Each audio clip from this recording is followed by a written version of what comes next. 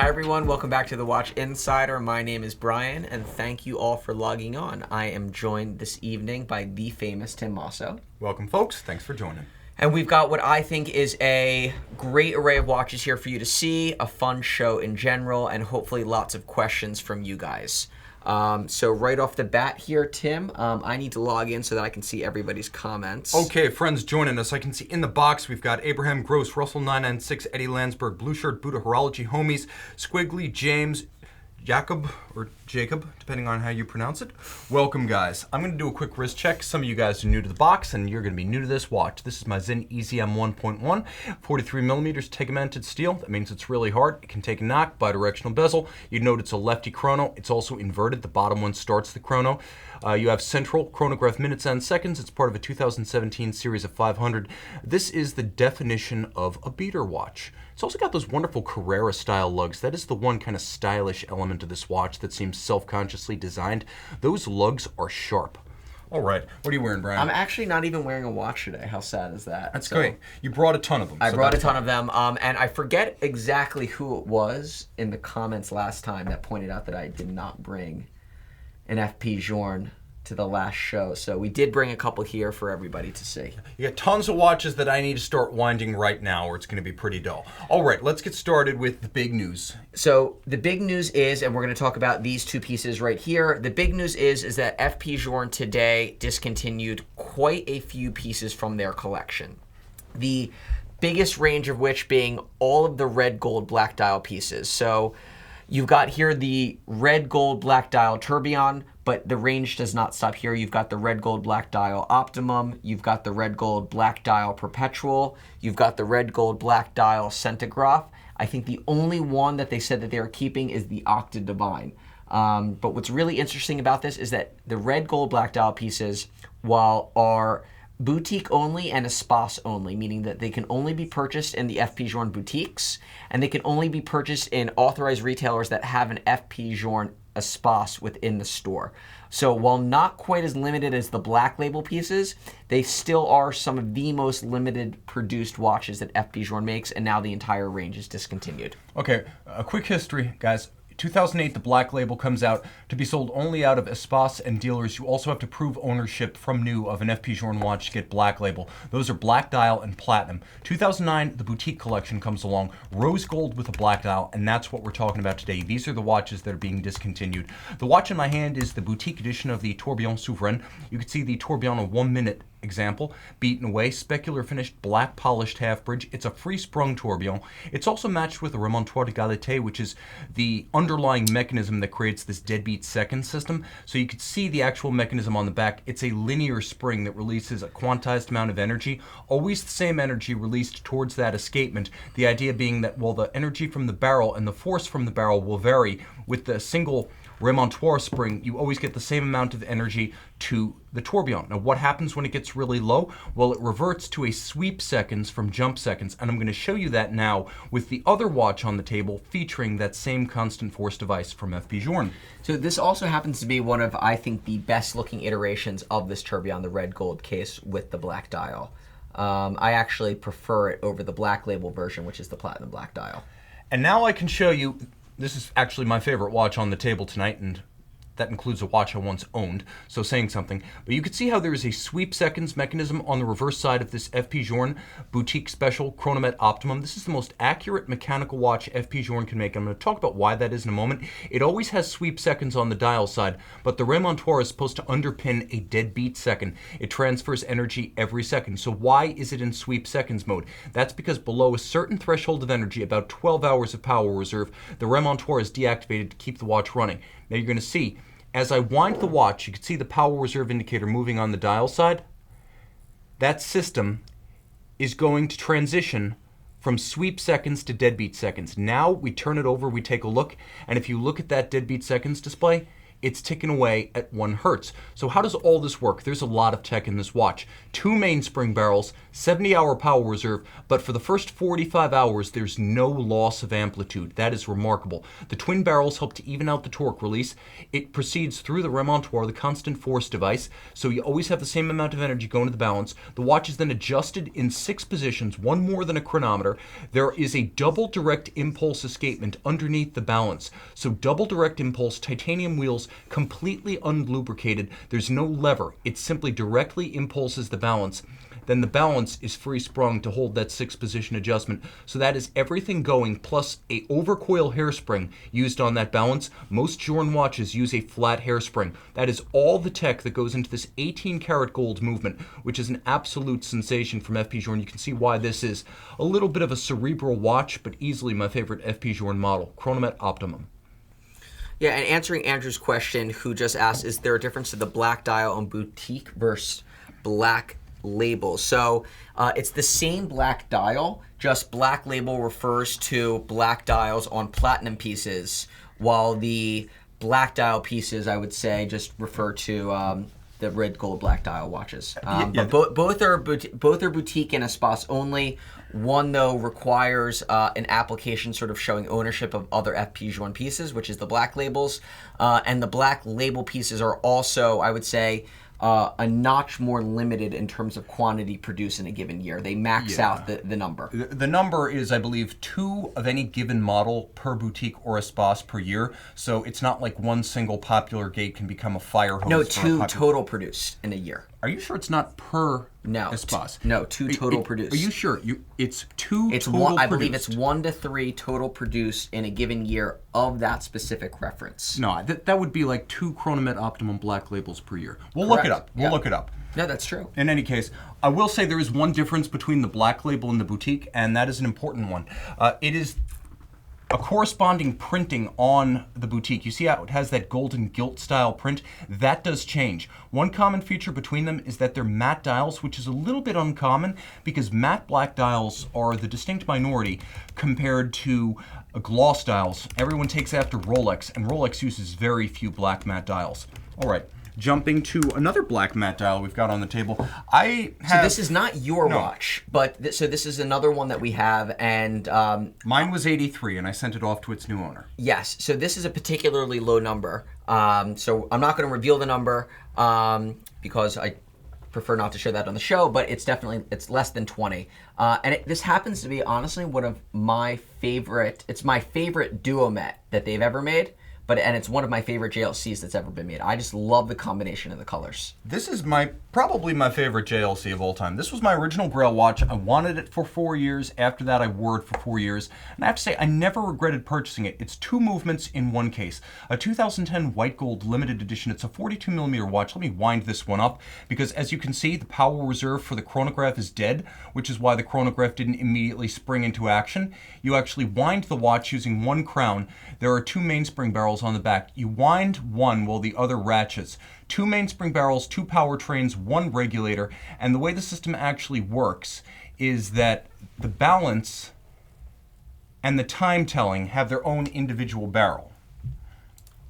And then the chronograph has its own separate barrel. So when you activate the chronograph, you double the force and you double the power reserve, which is why there's no loss of amplitude and there's no loss of power reserve when you activate the chronograph. That's unprecedented. There's really nothing else out there like that. With 2 separate powertrains and 2 separate power sources, you get something that is sensational on the dial side. You get 2 separate center seconds displays, one for the time of day, all in white gold, and one for the chronograph Foudroyant minutes, single-digit minutes and hours. There's a mono counter with hours and minutes with a single-digit minutes disc down there, and the movement is all in German silver or nickel copper zinc. It's known as Maillot in the Swiss watchmaking regions. You can see it as Côte de Soleil radiating out from that one balance. The balance acts as a traffic cop, activating and deactivating each powertrain in turn, so it actively funnels power to each individual display, but the balance itself is driven entirely by one of the barrels, the one that runs the time of day. The chronograph has its own distinct power reserve. You could see that being a mono pusher, it features an elaborate apparatus down in the corner for the column wheel and the levers, and it's a beautiful thing to see. As you can see, the recentering hammers at the center actually jumping down and reactivating everything on the dial side. It's a beautiful watch, it's a dynamic watch, and you can see it is a wonderfully deep watch with a thick case and a movement that has tremendous depth, volume, 3 dimensions, length, width, and height. With this movement, you glance through it, not at it. And I just love the color combination with the, the way that these hands play off the black. I think it just adds like a real sense of pop. And I think that this is the sort of watch that I could very much see on even like a tanner color strap that matches the hands would be absolutely awesome. It's a cool watch. And it's in remarkably good condition. I mean, the edges are still all sharp. I mean, it's begging for half of a golden stitch. Like one side of the strap should be golden. One side should have half golden stitch. It also has one of the nicest straps you'll ever see on a JLC. I hate to say this, guys, but JLC straps tend to be kind of flat and stiff. This one seems like it was designed for a longa. It's incredibly luxurious, thick, a lot of material here. And back in the day, JLC always equipped the Duomet with a full deployant clasp. This is white gold to match the case. These days, they sell a lot of them with pin buckles, and I'm not okay with that. Okay, moving right along. And guys, please feel free if you have any questions about any of the watches that you see or any watches just in general, please don't hesitate to ask your questions here. That's what this show is all about. Moving on to a watch that I think will get mixed reviews within the chat, but it's a watch that I've actually always been a fan of. I think it's very cool, and I just love the overall look of the watch, is the Depeche Mode Charity Water Hublot Big Bang. Okay, this is a fun watch because it's all about grayscale cool. Hublot is not known for subtlety, but if you look at the contrast on this watch, it's all done by differential polish or satin. It's all done by different shading and angling of metal. The way this watch plays with light is one and the same as the appeal of the model. Now, at first glance, the watch appears almost brutal, mechanical, industrial even, especially with that open arrow-style dial that lets you look down into the mechanism. But the more you realize just how much attention was paid to the faceting of that bezel, as well as the gradient grayscale treatment of the movement and the dial itself, this is a surprisingly sensitive treatment of the Hublot Big Bang with arrow dial. It's about, I believe, a 250-piece limited edition for 2015, was it? So this says, on the back, it's not listing the number, but I believe that you are correct. I don't know if it was limited production or if it was a full-on limited edition, but they've come out with a few different iterations of the watch itself. Both in, I want to say ceramic, non-ceramic, but this grayscale version with the stainless steel was my top two in terms of favorite versions that they've come out with. By the way, how about this pyramid style embossed strap? Is that the coolest thing you've ever seen? This is a remarkably fully realized concept. When I say fully realized, I mean everything comes together. It's not to all tastes, and it's not supposed to be, but what it is, and magnificently, is a watch that seems to have been designed by one guy using one inspiration. It does not feel like a committee product. And it's surprisingly wearable for a 44-45 on the wrist. This is not a Titanic watch. You could easily wear this full time if you were of that sensibility. I'm going to say that it is a watch, however, for a certain type of personality. You got to wear this thing with swagger and confidence. This is the kind of watch and style that will eat you alive if you don't wear it with a real gusto and kind of the zest for life. It's not a discreet piece for the shrinking personality. So it could be the all-the-time piece if you're that all-the-time guy. I'm not always on. This dude is. I couldn't wear this watch. He could pull it off. Yeah, so I don't know if it would be something that I would wear all the time, but I just think that as far as something that's unique and interesting, that's recognizable on the wrist, that's like, it's not completely like in your face. Like, it's not crazy colors. It doesn't have logos all over it. Like, I just think it's an overall very interesting watch. I like the aesthetic. And I think that from a price point perspective, it's actually very reasonable relative to what other sports watches are now bringing in the market and the premiums that are being asked. Yeah, I would agree with that. I like the fact that it doesn't beat you over the head with the band. If you're not into the band and the brand, you can still be into the watch. Like, AP would want $60,000 for this watch. Yeah, I mean, I'll be honest with you, AP would probably put a more redoubtable movement, but considering what those movements cost, the movement AP put in the watch would be worth like $1,200 versus this movement, which was like bought for $30. So that wouldn't explain the tens of thousands of dollars of price difference. Yeah, and I think overall, I mean, I like the aesthetic, and I think that if you saw this watch on somebody's wrist, I think you would know exactly what they're wearing. And again, I think it's a very cool piece. Okay, I've got some questions that folks asked about, well, my collecting. Mark asked, Tim, which JLCs do you feel you stretched for, meaning you bought because of your mono-brand philosophy? Okay, stuff that I bought that I probably didn't wear nearly enough. I did not wear my Reverso Duo enough. I thought, I've got to have a Reverso. The Duo makes the most sense. It's the most flexible and useful Reverso model. So I bought that one for that reason. I really liked my Master Calendar, but in the end, I found that there were 3 watches I wore most of the time. I wore my Amvox 2, I wore my Duomet, and I wore my Grand Memovox the most. The 4th watch would have been the Tourbillon, but I found that a lot of the lower end watches, I didn't wear them nearly enough. The one that kind of broke the 1-to-1 ratio of appeal and price was the Amvox, which I bought for $6,500, and I enjoyed that as much as any of the 5-figure Grand Complications I owned. Another question from Brick Lane. Tim, it seems your love for JLC is slowly shifting elsewhere. Yeah, I would say that's shifting to making myself more expert. I'm trying to improve my mind. You can only buy so much stuff, and I'm also looking to the future, maybe other ways to improve the self, education, things like that. So I still love the brand sincerely. I still have my vintage Memovox, and I'm still into that old Snowdrop. It's going to go to restoration this year. For now, I'm wearing the Zinn because it's the all-the-time beater watch. Beautiful. Okay. Okay. Let's get back to high horology. Let's get back to it. So, should we do the Genta first? Let's do the Genta because it's absurd and I love it. So this is a watch that I actually had been hunting for one for myself personally for, quite a long time. I've always been a fan of these Mickey Genta watches. I just think it was such a cool collaboration.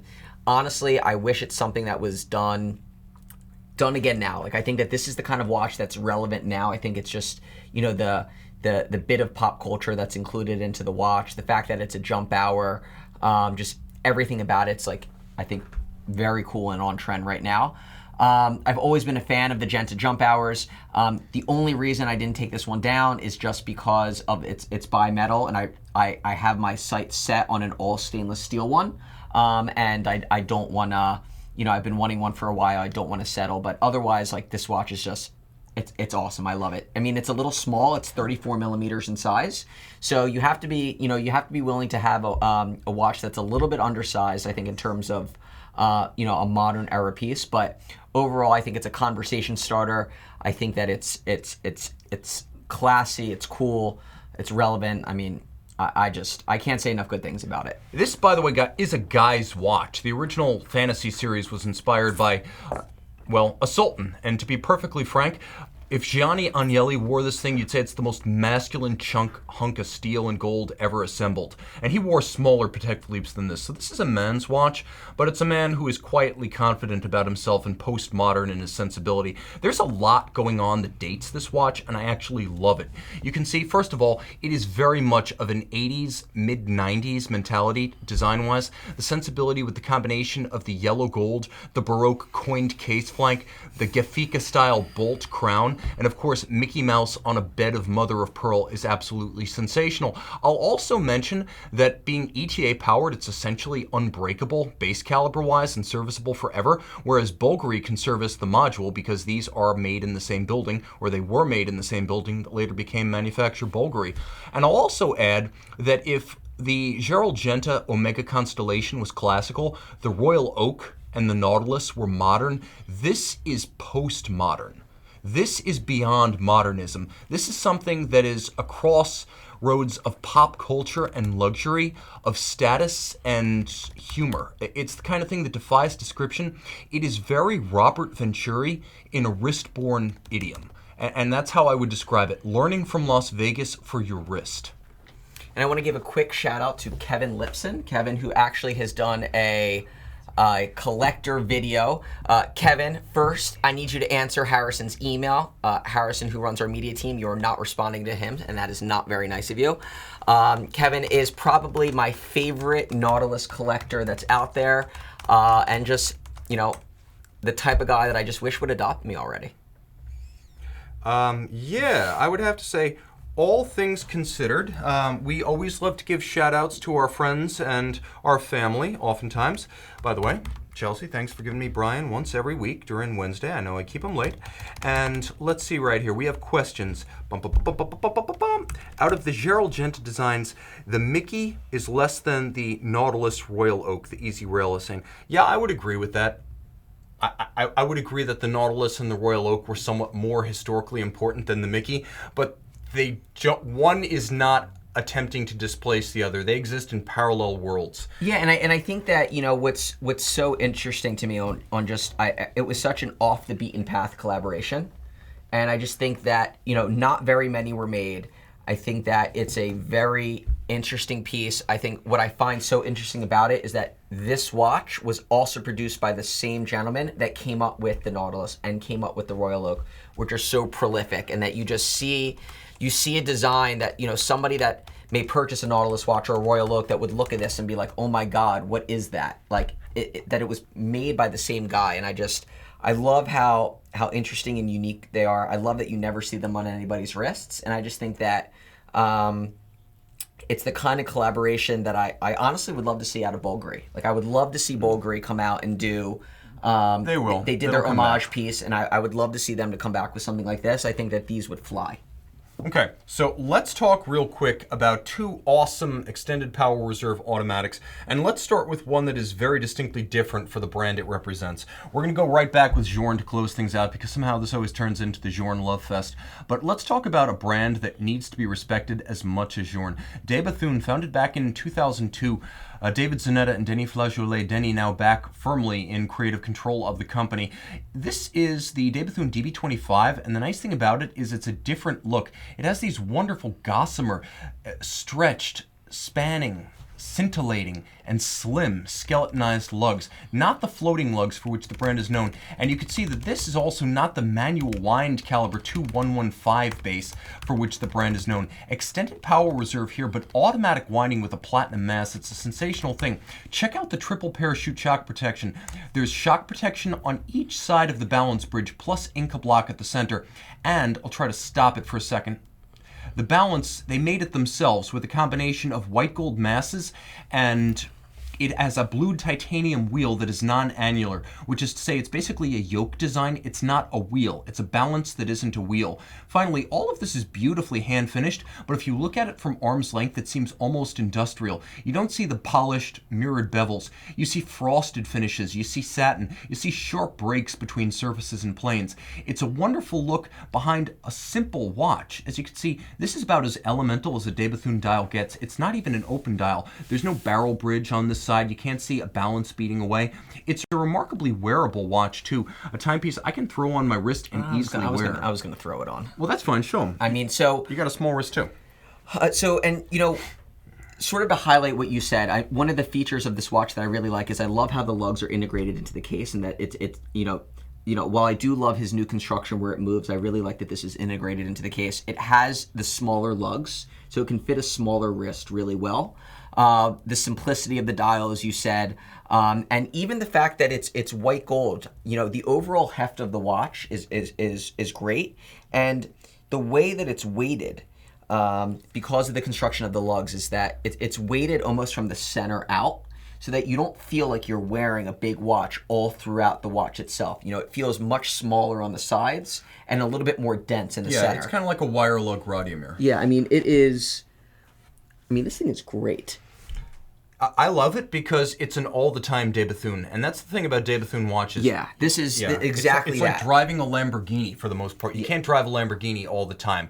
You wouldn't like the attention after a while. I mean, it's slim, it's elegant. Solid dial, silver dial, but nicely executed with skeleton blue hands and blue numerals. Yeah, I mean, that. this thing is beautiful. You know, and I always wonder, like, you know, whenever there's a power reserve on an automatic watch, I always think it's like a bit redundant. But on this, it's actually done really nicely. I think it's like a really nice added feature. It was done, you know, just above the logo, and I think it adds like a little bit of extra pop. So okay, and finally, a watch that I actually saw in prototype form back in 2015 on the wrist of the maker. This, not the first, but the second FP Journe Perpetual calendar, easily the most integrated Perpetual calendar by F.P. Journe. The first one was a little bit of a conversion of his annual calendar. The Octa Perpetual is the opposite of that. This thing was designed all of a piece to be a perpetual calendar system. It has a very clever hidden jumper system. As you can see, there is a little pusher that's used to adjust the month, and it's hidden in the flank of the case just above the lug. Folded in, it disappears. F.P. Journe didn't want some sort of rude appurtenance protruding out from the flank of his case. He didn't like pusher adjusters. He didn't like that you'd have to use a separate tool on most models. He didn't like that the dimples on the case flank moored the watch. So he created a highly integrated and intuitive perpetual calendar system that's based on the 5-day rated Powell Reserve Octa 1303. Reality is that this movement runs for about 7 days. Solid gold. That's rotor, bridges, and plates. And of course, this being the boutique model, it's also got the gold case, the gold hands, the gilt style print, and the black dial center. But I like this one because it does have a two-tone effect between the silver and the black that you don't get on the standard boutique models. Yeah, and you know, for me aesthetically, I think that I much prefer this version over the black label version of the watch, meaning the platinum with the black center. I just think that something about the rose gold with the black and the white plays off really nicely.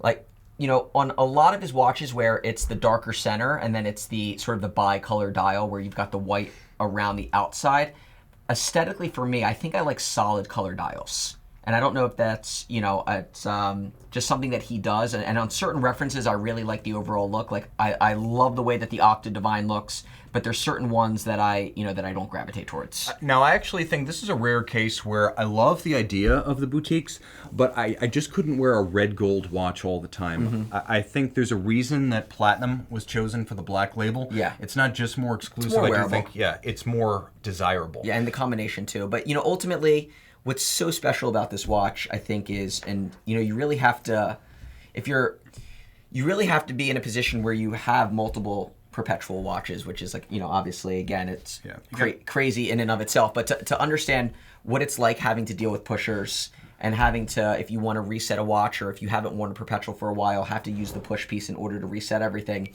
And being able to have integrated pushers into the case of this watch, to me, is like revolutionary. Like, I think every perpetual ever made from now forward should be like that. Yeah, I've seen a lot of damaged perpetual calendars where they come in and I can tell what color ballpoint pen the last owner used because he used it to adjust the calendar. And like even another small nuance that's on here, and I almost missed it the first time when I was looking at the watch, is, you know, on a lot of perpetuals, they display the leap year indication, showing you where in the leap cycle you are. But, you know, aesthetically, like it's somewhat useless, like having that and always having that presence. And I think that he did a really nice job of hiding it behind the hands, where it's just a tiny little arrow that points. It's almost lost on the dial. But right behind the center hands there, you'll see the 1, 2, 3, and 4 that represents the leap year indication. So I thought it was a really nice way of hiding that and keeping the dial clean. Yeah, the only better leap year system I've seen is the one used by Moser. This is clean because it quarters the dial. I'm okay with that. I would say if you want a perpetual calendar, you want to get into perpetuals without big maintenance and acquisition cost, get yourself a steel black dial IWC 3750. The original Da Vinci Perpetual. Lovely way to get into a perpetual calendar chronograph, automatic wound with a sequential programmed perpetual calendar for less than 10 grand. And I guess, you know, that's all the watches that we have on the table, and the show's coming to an end, you know. And, you know, one thing I do want to talk about, it was mentioned briefly in the chat, is the Omega launch that just came out, the new yellow gold tribute piece. And for those that don't know, Omega just, you know, launched their first watch of Basel. It's a limited edition. I think it's 1,014 pieces, yes, paying like homage, the original. like the original.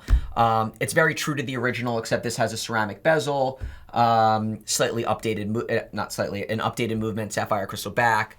You know, the bezel's ceramic insert, and a couple other nuanced changes. But overall, I would say it's a very true to the original watch, and to me, it is lights out awesome. Like, I just think that they executed this watch perfectly, and I think that the edition itself is going to do very well, and I think ultimately, you know, as far as all gold Speedmasters go, I would say that let's call a spade a spade. This wasn't the core of their collection, But that being said, I think that this watch is beautiful and will do remarkably well. And I think that if you've been thinking about or waiting on getting a gold Omega, this is going to be the one to get. I'm going to come out and say, maybe this is the counterintuitive, this is not the big one. Because if you noticed, that watch does not use the 321 caliber. And I believe the real big Oh, you think something else is still coming. Really? What do you think it's going to be? I think it's going to be either a platinum limited edition made in a few dozen copies. That could be cool. During Basel, or they're going to wait until the middle of the summer and July 20th, when, obviously that's the true 50th anniversary of the moon landing. Because summer is the doldrums for watch companies, and what a way to supercharge. You come out with that limited edition, get a lot of fanfare, and then boom, in the fall you launch. 50 of them. And then you also launch a mass-produced model alongside. But 1,014 pieces is still not an inconsequential amount. This is not a 200-piece edition. This is a pile. 1,000 is quite a bit for a gold watch. But I think that, again, as I said, I think that you've got a lot of Speedmaster collectors out there, and with how successful I would say the core sport watches are doing from brands like Rolex, like Patek, like AP. This, to me, is going to be that watch for Omega. Okay. To be continued. There are going to be a lot of Speedmasters this year. So, guys, I really appreciate everybody logging on. As always, if you have any questions or anything, or there's anything that you want to discuss on the show, please email me in advance. I do not get nearly enough emails from guys that are watching the show, and I'd love, to maybe have a little bit more. How can they email you? So you can email me at brian@govbergwatches.com. It's up there at the beginning of every show. And if there's watches that you want to see, watches that you have questions about, anything that's on the website that you would like shown on the show and explain, I'm happy to bring it. And